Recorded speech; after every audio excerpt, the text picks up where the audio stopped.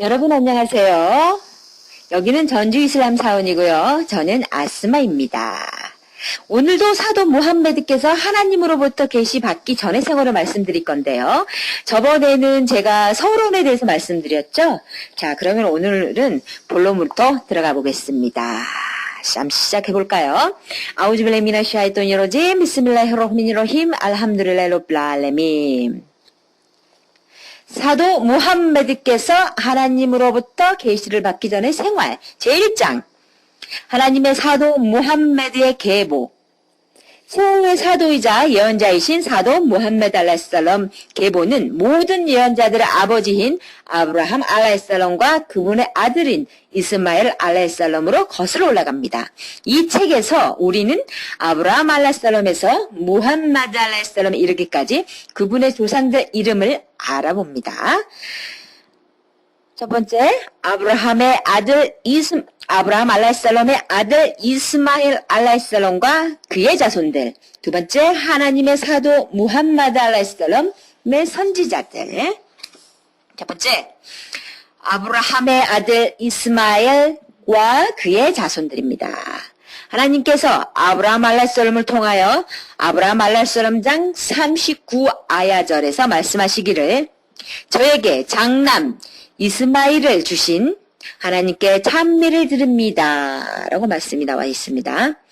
하나님의 예언자이신 이스마엘 알라히살람은 팔레스타인 가나안의 땅 시리아 남쪽에서 BC 1781년에 태어나셔서 BC 1648년에 돌아가셨습니다.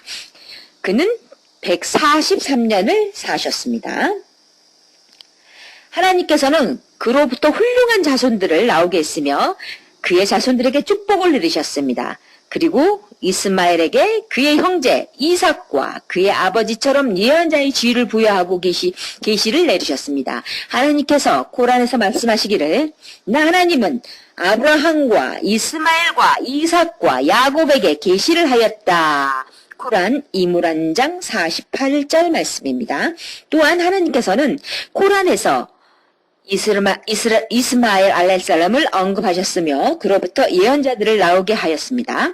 그리고 구약에서 아브라함 알라히살람의 아들들에 관해서도 언급하고 있습니다. 진실로 하나님께서는 이스마엘 알라히살람에게 잠잠의 물, 약수를 허락하였으며 이스마엘 알라히살람으로부터 훌륭한 민족을 이루도록 하였습니다. 그러나 구약에서는 유태인들이 그들의 필요한 욕망에 따라 왜곡되고 변질된 내용을 언급하고 있는 것을 창세기 21장에서 언급하고 있습니다. 구약 창세기 21장에 언급하기를 사라 아브라함의 부인이 본즉 아브라함의 아들 이삭을 애굽 즉 이집트 출신인 하갈의 소생이 희롱하는지라 그가 아브라함에게 이르되 이 여종과 그 아들을 내쫓아라 이 종의 아들은 내 아들 이삭과 함께 가업을 얻지 못하리라 하매 아브라함이 그의 아들을 위하여 그 일에 큰 근심을 자리 잡았다. 이에 하나님이 아브라함에게 이르시되 내 아이나 내 여종을 위하여 근심치 말고 사라가 내게 이른 말을 다 들어라. 이삭에게서 나는 잘하는 내 씨라 칭할 것이라. 그러나 여종의 아들도 내 씨니 내가 그것 한 민족을 이루게 하리라 하신지라. 아브라함이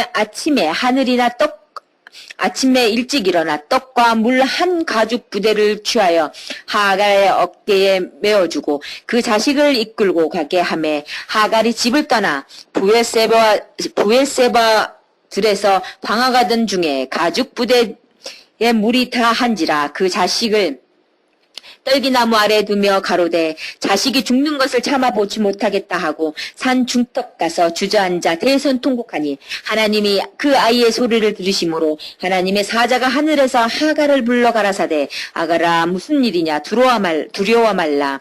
하나님이 저기 있는 아이의 목소리를 들으셨나니 일어나 아이를 일으켜 내 손으로 붙들라. 그로 큰 민족을 이루게 하리라 하시니 하나님이 하갈의 눈을 밝히심에 샘물을 발견하고 달려가 가죽 부대에 물을 채우다가 그 아이에게 마시게 하였더라. 하나님이 그 아이와 함께 계심에 그가 성장하여 광야에서 거하며 활 쏘는 자가 되었더라.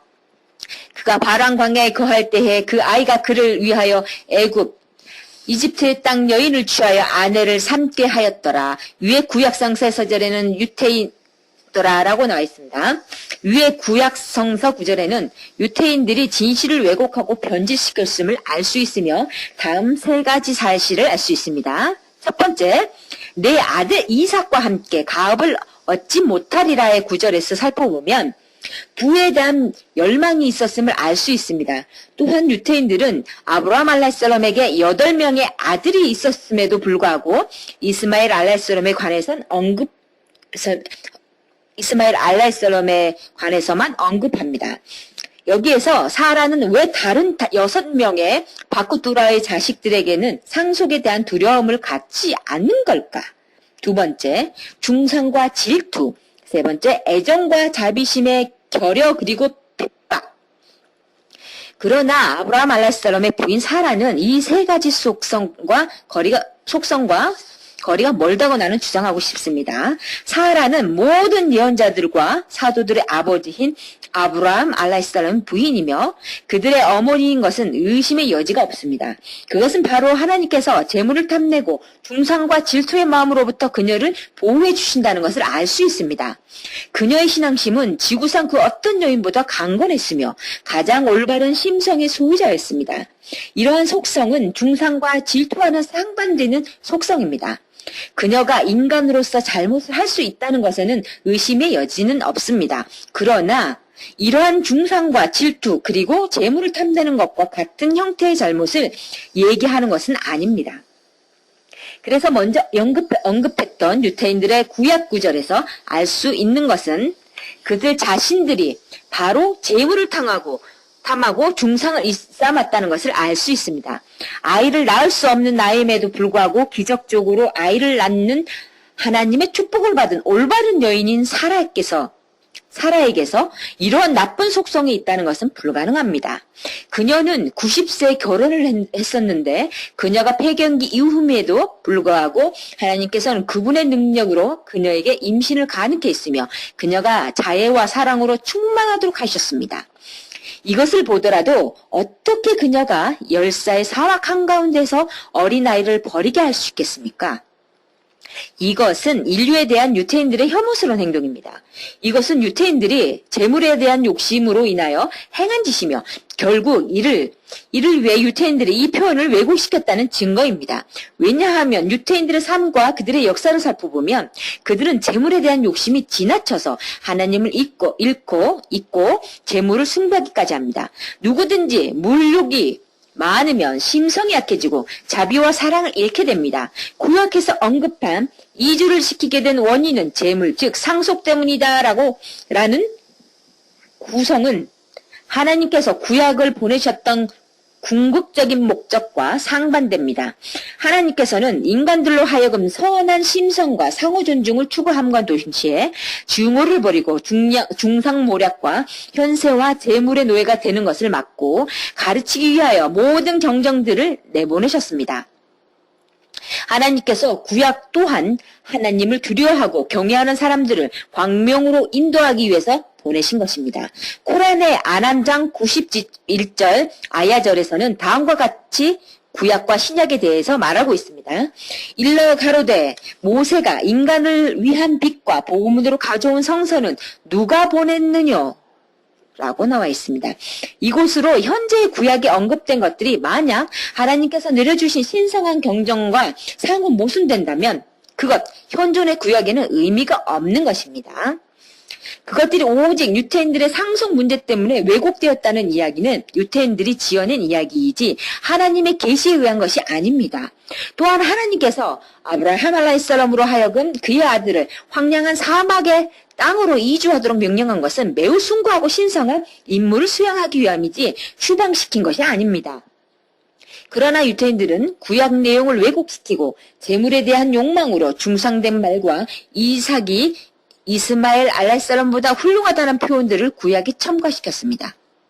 그들의 이러한 목적은 그들의 구약에 대한 맹신을 높이기 위한 것입니다. 자, 오늘은 여기까지입니다. 그럼 다음 시간에 또 사돈 무함마드 알라히살람에 대해서 말씀드리겠습니다. 다음에 또 찾아뵙겠습니다. 여기는 전주 이슬람 사원이고요. 학 압둘 박사님, 저는 아스마입니다. 감사합니다, 여러분. 아살라말리쿰 와라마툴라히 와바라카투.